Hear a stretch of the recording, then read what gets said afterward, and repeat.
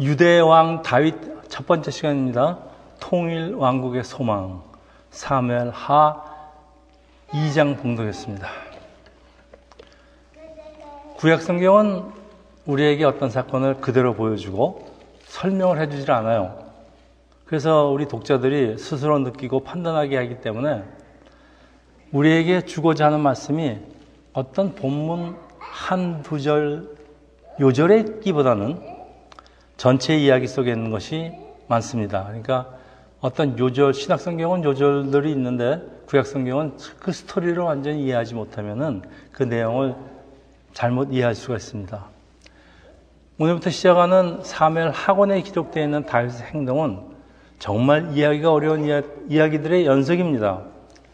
자기를 죽이려고 10년 이상 쫓아다니며 괴롭히던 사람이 죽으면은 기뻐해야 하는 것이 상식이지만은 다윗은 사울과 요나단의 죽음을 슬퍼하면서 애가 슬픈 노래를 지었는데 이 히브리 시 중 가장 뛰어난 시로 평가되는 시입니다. 거기 후렴이 오호라 두 용사가 엎드러졌소다. 두 용사는 사울과 요나단입니다. 사무엘 하 1장에 반복되는 후렴 같은 구절인데 나중에 이스라엘이 전쟁하러 나갈 때 이 활로 박자를 맞추어 율동을 하며 불렀다고 활의 노래라고 불러지는 유명한 시입니다. 그런데 다윗이 사울왕을 애도했다는 사실을 백성들에게 널리 알리려는 의도가 있었다는 학자들의 의견도 있어요. 사무엘하 1장 17절에서 18절입니다. 다윗이 이 슬픈 노래로 사울과 그의 명령하여 그것을 유다 족속에게 가르치라. 네, 그러니까 학자들이 이렇게 얘기를 하는 겁니다. 이제 말하자면 정치적인 시호가 좀 들어가 있다 그런 얘기입니다. 곧 활 노래라 야살의 책에 기록되었으며 다윗이 자신의 영광을 위해서 이런 쇼를 하는 것이 아니고요. 하나님께 받은 사명을 온전히 이루겠다는 강렬한 소망을 품고 있기 때문에 통일 왕국에 대한 소망입니다. 다윗의 모든 행동에 하나님의 뜻이 숨어 있다는 사실을 놓치면은 어떻게 해석을 하느냐? 다윗이 자기 자랑하려고 이런 짓 한다. 이렇게 해석을 합니다. 그래서 본문 이야기가 굉장히 어렵습니다. 실제로 이렇게 해석하는 학자들이 또 많이 있어요. 그래서 당시 시대적 배경을 배우는 게 굉장히 중요합니다. 저는 구약성경을 읽으면 읽을수록 점점 더 어렵다는 생각이 들어요. 제가 그동안 보지 못했던 것들이 자꾸 보입니다. 이스라엘은 가나안 땅으로 들어간 후 남쪽에 아주 강력한 유다 지파는 독자적으로 행동을 하는데 북쪽에 있는 그 나머지 지파들은 이스라엘이라는 이름으로 연맹을 맺고 있습니다.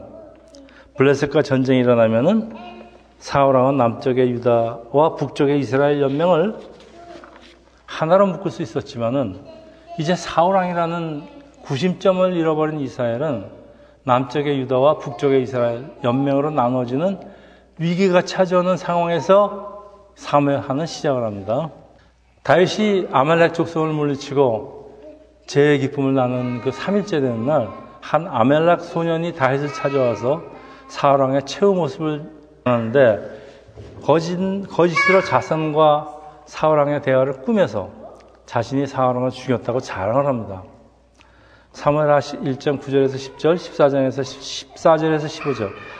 또 내게 이르시되 내 목숨이 아직 내게 완전히 있으므로 내가 고통 중에 있나니 청하건대 너는 내 곁에 서서 나를 죽이라 하시기로 그가 엎드러진 후에는 살 수 없음을 내가 알고 그의 곁에 서서 죽이고 그의 머리에 있는 왕관과 팔에 있는 고리를 벗겨서 내 주께로 가져왔나이다 하니라. 다윗이 그에게 이르되 내가 어찌하여 손을 들어서 여호와의 기름 부음 받은 자를 죽이기를 두려워하지 아니하였느냐 하며 다윗이 청년 중 한 사람을 불러다 이르되 가까이 가서 그를 죽이라 하며 그가 침에 곧 죽으리라. 거짓말하다가 죽은 사람입니다. 이 사람은 다윗이 사울의 죽음을 기뻐하는 건 너무나 당연한 일이라고 생각하고 자신이 사울을 죽였다고 거짓말하는데 잘못 생각했습니다. 다윗이 아주 즉 사람을 처형하는 것은 너무 성급한 처사가 아니냐 그런 말도 있어요. 그런데 또 학자들의 의견이 있습니다. 자신의 왕권에 도전할 사람, 자신을 암살하거나 그럴 사람한테 주는 강력한 경고라는 학자들의 의견인데 일리가 있습니다. 다윗이 참 굉장히 머리가 아팠을 것 같아요. 굉장히 총명한 사람이지만은 이런 거 다 계산해서 하니까 굉장히 머리가 아팠을 것 같아요. 사무엘하 2장 1절 4절입니다. 그새 다윗이 여호와께 이르되 내가 유다 한 성읍으로 올라가리까 여호와께서 이르시되 올라가라. 다윗이 아뢰되 어디로 가리까 이르시되 헤브론으로 갈지어다. 유다 사람들이 와서 거기 다윗에게 기름을 부어 유다 족속의 왕으로 삼았더라. 어떤 사람이 다윗에게 말하여 이르되 사울을 장사한 사람은 길르앗 아벳 사람들이라 하며. 자, 저기 보시면은 헤브론이요, 유대 가운데 있습니다. 유대 이스라엘 남쪽에 있습니다. 헤브론은 이스라엘 역사에서 아주 유서 깊은 도시예요. 유다 지파에 속한 높은 지대에 위치하는 갈렙에 의해서 정복된 도시입니다. 이 산지를 내게 주소서. 그 도시입니다. 도피성 중에 가장 큰 도피성으로 제사장들에게 할당된 그런 도시입니다. 시글락에서 다윗은 사울이 죽었다는 소식을 듣고 어디로 갈지를 하나님께 물었죠. 그리고 헤브론에 와서 유다 지파는 다윗을 왕으로 세우는데, 비록 사울은 죽고 헤브론에서 유다의 왕으로 추대되었지만은 다윗의 왕권이 온 이스라엘 왕권이 평탄하게 전개되지 않는 이유가 있어요. 사울을 따르던 북지파 세력들이 순순히 정권을 유대 출신 다윗에게 넘겨주지 않기 때문입니다. 그래서 다윗은 헤브론에서 7년 반을 지내면서 또 그 중에 마지막 2년 동안은 남아있는 사울의 세력과 내란을 치르는데, 비록 다윗이 하나님의 뜻 가운데 있지만은 또 뜻 가운데 있기 때문에 모든 일이 순탄하게 벌어질 것 같아요. 또 그래야 될 것 같고. 그렇지만은 이스라엘의 왕이 되는 과정이 그렇게 순탄하게 진행되는 게 아니고, 다윗의 그 노심초사하는 노력과 생각과 수고 없이 이루어지는 것이 절대 아닙니다. 그래서 다윗은 하나님의 뜻을 잘 이루기 위해서 기도하면서 지혜를 짜내면서 지혜를 구하면서, 또 우리 크리스찬들이 하나님의 일을 할 때 해야 되는 자세이기도 합니다. 자, 하나님의 뜻이 이 땅에 이루어지는데 시간이 걸리는 것은 또 우리가 사람이 준비하는데 시간도 필요하고, 때로는 다른 사람들을 설득해야 되는데 참 시간도 많이 걸리고 쉬운 일이 아니에요. 이제 이스라엘이 남북으로 갈라지고 다윗이 온전한 이스라엘 왕이 되기 위해서 북지파 사람들과의 화합은 아주 시급한 과제로 남게 되는데, 다윗은 사울 집안을 중심으로 하는 북쪽 세력을 껴안아야 됩니다. 다윗은 억지로 이들을 제압하려 하지 않고 하나님의 인도하심을 기다리는데, 다윗은 결코 자신의 때를 스스로 분별하게 결정하지 않고 하나님께 기도합니다. 어디로 갈까요? 하나님이 헤브론으로 가라. 그렇게 응답하십니다. 그래서 무엇보다도 우리가 이 세상을 살면서 중요한 결정을 내려야 되는 때가 참 많이 있습니다. 그 결정에 대한 결과는 우리가 책임져야 되는데 참 고민하지 않을 수가 없습니다. 그렇지만 성경은 우리 삶에 적용해야 할 원칙들을 알려주는데, 그게 구약 성경의 스토리 안에 있습니다. 다윗이 어디로 갈지를 하나님께 묻고 하나님은 즉시 대답을 주신 곳이 헤브론입니다. 내가 지금 온 이스라엘을 통치하는 기는 아직 이르니까 일단 유대지파 왕노릇 하면서 거기서 한 7년을 기다려라, 그런 뜻입니다.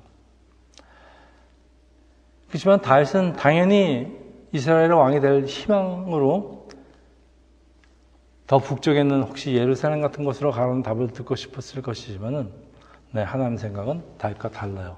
아직 때가 오지 않았다. 자, 우리는 어떻게 하나님의 뜻을 분별할 수 있을까요? 참 우리 신앙생활 할 때 제일 하나님께 복종하는 건 오히려 쉽습니다. 그렇지만 하나님의 뜻을 분별하는 게 참 우리 목회자들한테도 참 어렵습니다. 하나님은 음성으로 주시기도 해요. 옛날에는 음성으로 주셨습니다. 특히 꿈속에서 나타나서 음성으로 많이 주셨습니다. 근데 보통 상하오로 인도하는 경우가 더 많아요. 그러니까 들어가는 문은 많아 보여도요, 하나씩 열어보면 막상 열리는 문은 하나예요. 네, 그로 들어가는 것이 하나님이 함께하는 길로 인도하는 문입니다. 열리지 않은 문을 내가 기필코 열리라 그러고 뭐 자물쇠로 때려부시고 그렇게 해서 열 건 그 길이 아닙니다. 한 길은 순탄하게 열리게 되어 있습니다. 그 길을 찾아가는 것이 인도하는 것입니다. 자, 이제 우리 가장 중요한 질문이 있는데 왜 사울을 따르던 북지파가 다윗을 순순히 받아들이지 못하는 것일까요? 아마도 다윗이 사울이 살아있는 동안 얼마나 고생을 했습니까? 그러니까 다윗이 사울을 따르던 사람들한테 보복할 우려성도 있을 것 같고, 또 그동안 적국 블레셋으로 망명했던 다윗을 의심하지 않을 수 없는데, 블레셋과 이스라엘이 전쟁할 때 숨어 있다가 전쟁이 끝나서 나타나서 왕이 되겠다? 이것도 좀 받아들이기 어렵습니다. 그래서 하나님이 다윗 보고 뭐라고 그러셨는가 하면 절대 이스라엘을 떠나지 말라 그랬습니다. 근데 다윗이 못 참고 결국은 이스라엘을 떠나 블레셋으로 망명을 하니까 이제 이런 일이 생깁니다. 다윗은 소년 시절에 이스라엘 왕으로 기름 부음을 받았지만은 오랜 세월의 사울왕의 시기 질투로 고난과 역경을 시간에 보내다가 이제 다윗의 시대가 열리는가 하지만은 유다 지파에는 다윗을 왕으로 맞아준 사람이 없어요.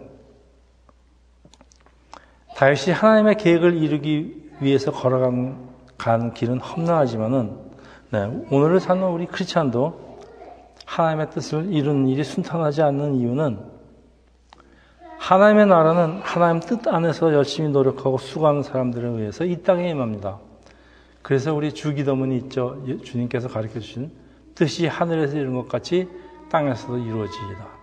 우리 당연히 하늘에서 하나님이 원해서 이루어진 하나님의 뜻은 당연히 이루어지면은 이 땅에서도 당연히 이루어지는 게 당연한데 우리 보고 그걸 이루어지기 위해서 기도하라고 하십니다. 그 얘기는 뭐냐면은 사탄 마귀의 그 방해가 많다 이런 얘기입니다. 우리 삶 속에서. 왜냐하면 이 세상은 마귀가 지배하는 세계이기 때문에 그렇습니다. 그래서 우리가 기도해야 되는 이유가 필요한 거고, 우리가 또 우리 김성문 교수님 같은 또 우리 분들을 위해서 우리가 중보로 기도해야 되어지는 그 이유이기도 합니다. 그래서 반드시 필요합니다. 사무엘하 2장 8절에서 11절입니다. 사무엘의 군사령관 넬의 아들 아브넬이 이미 사울의 아들 이스보셋을 데리고 마나하임으로 건너가 길르앗과 아술과 이스라엘과 에브라임과 베냐민과 온 이스라엘 왕으로 삼았더니 사울의 아들 이스보셋이 이스라엘 왕이 될 때에 나이가 40세이며 2해 동안 왕위에 있으리라. 유다 족속은 다윗을 따르니 다윗이 헤브론에서 유다 족속의 왕이 된 날수는 7년 6개월이더라. 북이스라엘의 사울의 그 군사령관입니다. 군정관 아브넬이 혼자 5년 동안 자기가 혼자 정치를 하고 있다가 이제 5년 지나고 나니까 좀 이상해졌던 것 같아요. 자신의 통치의 정당성을 부여하기 위해서 사울의 네 번째 아들은 이제 죽지 않았습니다. 살아남은 네 번째 아들을 이스보셋을 꼭두각시 왕으로 세우기 때문에 북이스라엘의 실권자는 사실 왕이 아니고 아브넬입니다. 유일하게 살아남은 사울의 아들 이스보셋은 왕이 된 지 2년 만에 암살을 당하는데, 그래서 사울 집안은 이제 완전히 이제 몰락합니다. 대가 끊어집니다. 나중에 손자가 하나 살았죠. 요나단의 아들. 근데 이 3장 읽어보면요, 이스보셋과 아브넬의 대화를 살펴보면요, 대충 누가 왕을 죽였는지 심장이 갑니다. 굉장히 서로 싸우는데 서로 비난하고 싸우는 그 대화 속에 범인이 있는 것 같아요. 자, 다윗과 사울 집안의 그 싸움은 7년 동안 계속되죠. 아브넬이 군정관으로 군림한 동안엔 다윗은 그냥 내버려뒀어요. 그 활동에 대해서 특별한 시비를 걸지 않았어요. 왜냐하면은 아브넬은 왕이 아니니까. 그렇지만 이제 5년이 흐르고 나니까 이스보셋을 왕으로 세우는 순간부터 상황이 달라집니다. 이젠 사울의 아들 이스보셋이 왕이 되니까 얘기가 달라집니다. 다윗도 더 이상 방관할 수 없는 이유가 북지파 사울의 아들이 왕으로 세워지기 때문에. 이건 정식 왕입니다. 그래서 왕국의 분열은 이제 기정사실이 되기 때문에 두 진영 간의 충돌은 피할 수 없지만은,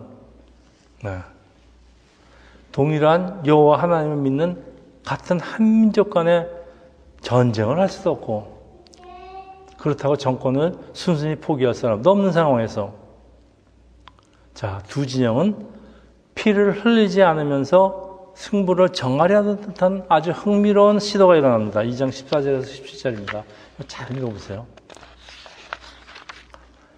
아브넬이 요압에게 이르되 원하건대 청년들에게 일어나서 우리 앞에서 겨루게 하자. 요압이 이르되 일어나게 하자 하며 이들이 일어나 그 수대로 나아가니 베냐민과 사울의 아들 이스보셋의 편에 12명이요 다윗의 신복 중에 12명이라 각기 상대방의 머리를 잡고 칼로 상대방의 옆구리를 찌르며 일제히 쓰러진지라. 그러므로 그것을 헬가 타스림이라고 일컬었으므로 기본에 있더라.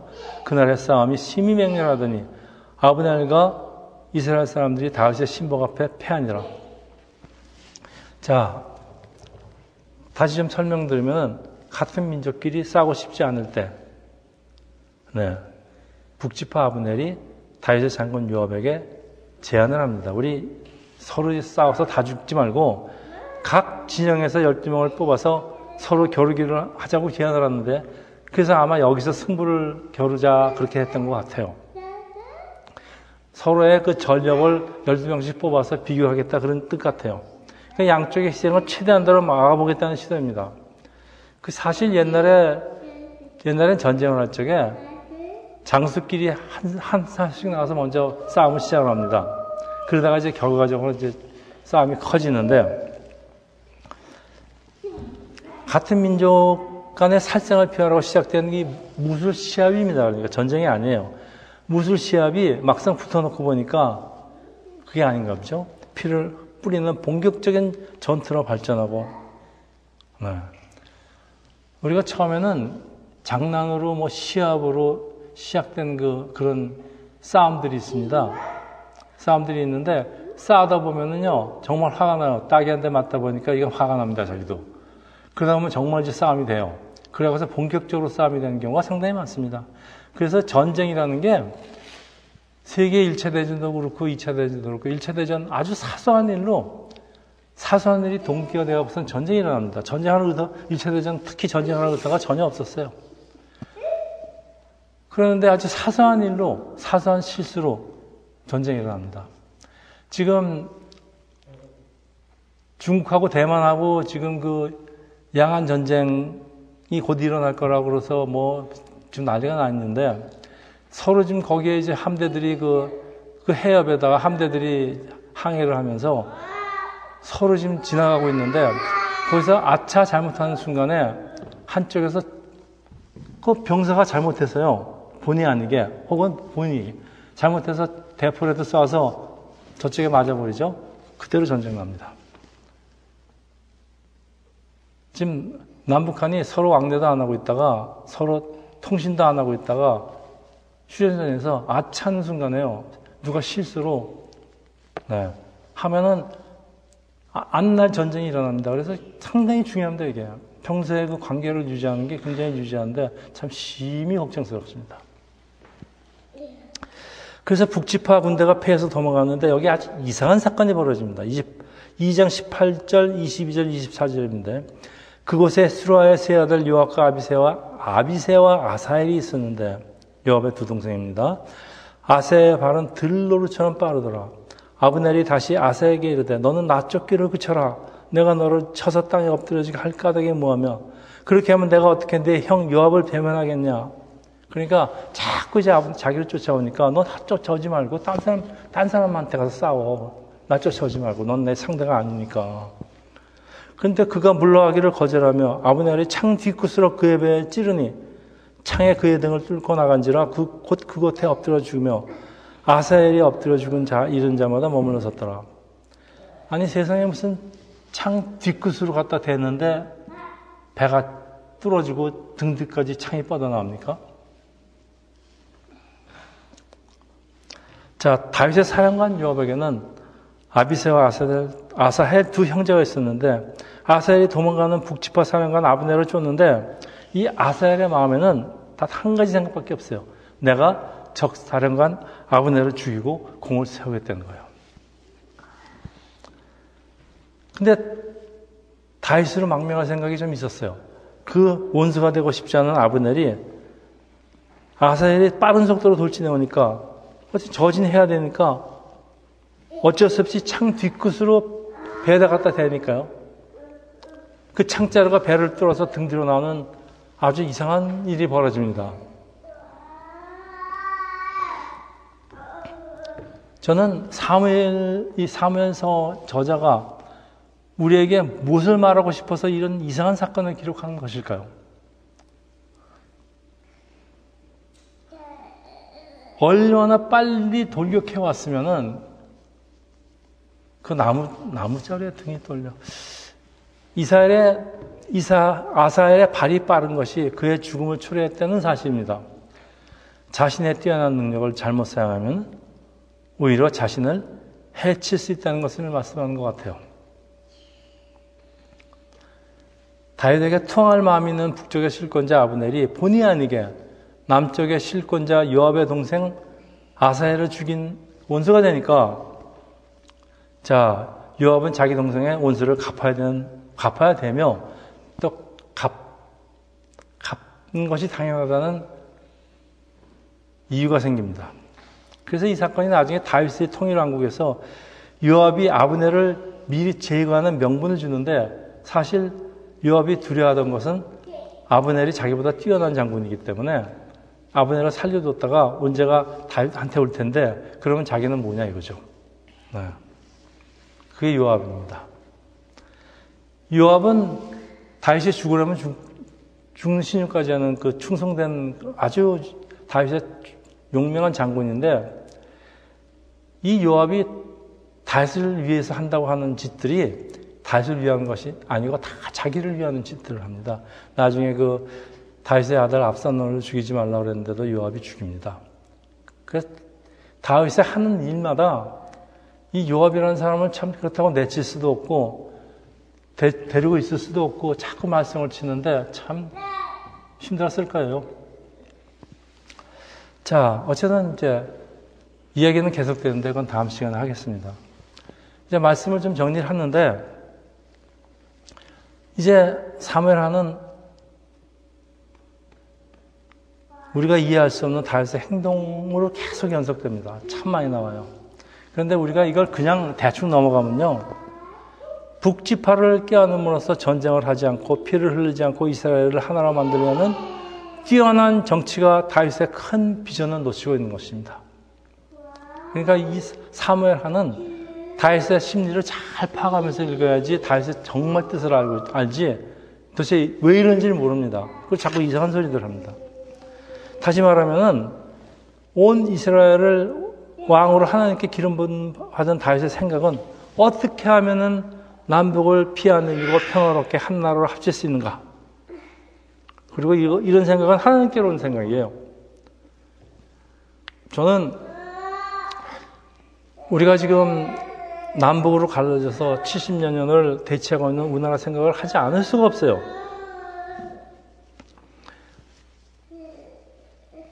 더 이상 같은 민족 사이에 피를 흘리는 일은 절대로 없어야 되는데, 그 오늘의 상황이 이 같은 민족이에요. 네. 지금 우리가 할 수 있는 일은 무엇일까? 네. 항상 다윗이 한 행동을 생각하면서 저는 그렇게 기도를 합니다. 우리도 참 머리를 맞대고 되도록 피를 흘리지 않고 다시 뭉치는 그런 나라를 우리가 봐야 되지 않겠습니까? 다윗은 하나님의 계획을 실현하는 데 있어서 매사를 구체적으로 기도하고 답을 얻어서 움직이지만은 한편 다윗 자신도 아주 뛰어난 정치가예요. 그래서 노심초사하면서 그가 가진 지혜와 모든 영역을 동원하고 있다는 사실을 마음에 두고 사무엘 하고는 읽어야 다윗의 행동을 올바로 이해할 수 있습니다. 다윗이 절호의 기회가 있는데도 불구하고 사울 왕을 죽이지 않은 것은 하나님의 역사하심을 기다린 것이고, 만약 다윗이 사울을 죽였다면 그러지 않아도 지금 남북 간의 내란이 겪고 있는 실정을 감안할 때 평화적인 통일왕국의 건설은 아예 불가능하였을 것입니다. 그래서 우리가 이해하기 어려운 다윗의 행동, 그 결정에는 하나님의 뜻을 생각하는, 하나님이 통일 왕국을 원하시는 하나님의 뜻을 생각하는 다윗의 간절한 소망이 담겨 있다고 그렇게 읽어야 됩니다. 나중에 통일 왕국의 수도를 정할 때도 그 어떤 지파를 점령하지 못했던 청하고, 예루살렘이 이제 남쪽의 유다와 북쪽의 이스라엘 지파의 딱 중간에 있습니다. 통일 왕국을 수도로 삼은 것 등 이 모든 것이 남과 북의 화합을, 모든 크리스찬에게는, 우리 모든 크리스찬에게는 하나님이 주신 비전이 있어요. 우리가 그 비전을 쫓으면서 하나님의 지혜를 구하며 살아갈 적에 우리의 삶이 보람되고 충만한 삶이 되는데 하나님의 능력이 함께합니다. 그런데 우리가 세상 것만을 구하면서 세상 것, 시시한 것만 찾아다니면서 시간을 낭비할 때에는 우리 삶이 참 언젠가는 없어질 그 허망한 삶으로 이어지는 건 너무나 당연하지 않겠습니까? 우리가 이 세상에서 세상 것을 찾아야 되는 건 당연하지만은 그것만 찾다 보면은 우리 하나님이 우리한테 주신 하나님의 뜻 잊어버리기가 쉽습니다. 마지막으로 이 땅을 살아가면서 하나님이 주신 비전을 이루는 것이 크리스찬의 사명입니다. 그리고 그것은 결코 그냥 이루어지는 것이 아닙니다. 오늘 우리 같이 찬송한 우리는 주님의 작은 그릇이 돼서 주님의 뜻을 이루기 위해서 우리가 최선을 다해서 살아야 됩니다. 37절에서 38절입니다. 예수께서 가라사대 내 마음을 다하고 목숨을 다하고 뜻을 다하여 주 너의 하나님을 사랑하라 하셨으니, 이게 크고 첫째 되는 계명이랍니다. 여러분, 우리가 하나님을 사랑한다 그러는데 구체적으로 어떻게 하는 것이 하나님을 사랑하는 것일까요? 하나님의 뜻을, 하나님의 소망을 이 땅에서 이루어 드리는 것이 우리가 하나님을 사랑하는 방법입니다. 우리가 아내를, 남편을 사랑하는 것이 무엇일까요? 자, 예수께서 하나님을 사랑하는 방법을 구체적으로 알려주시는데, 마음을 다해서, 목숨을 다해서, 뜻을 다하여 사랑하는 것, 이게 첫 번째 계명이랍니다. 그리고 그 실천 방법은 하나님이 나에게 주신 부르심의 사명을 있는 힘을 다해서 완성하는 것. 여러분, 이 말씀을 마음 깊이 새기기를 예수 이름으로 축원합니다. 기도하겠습니다. 할렐루야. 하나님 아버지, 우리가 주신 소망이 있는데 그 소망이 하나님이 우리에게 보내주신 구세주 예수만이 우리의 소망이라는 걸 다시 한번 깨닫게 됩니다. 오늘 다윗에게 있는 하나님의 소망 이루기 위해서 다윗이 힘들고 애쓰고 모든 방법을 통하는 것을 보면서 우리가 하나님의 소망을 이 땅에서 이루어지기 위해서 기도하면서 힘쓰며 살아가는 저희들 될 수 있도록 인도해 주시옵소서. 이 모든 말씀 우리 주 예수 그리스도 받도록 기도합니다. 아멘.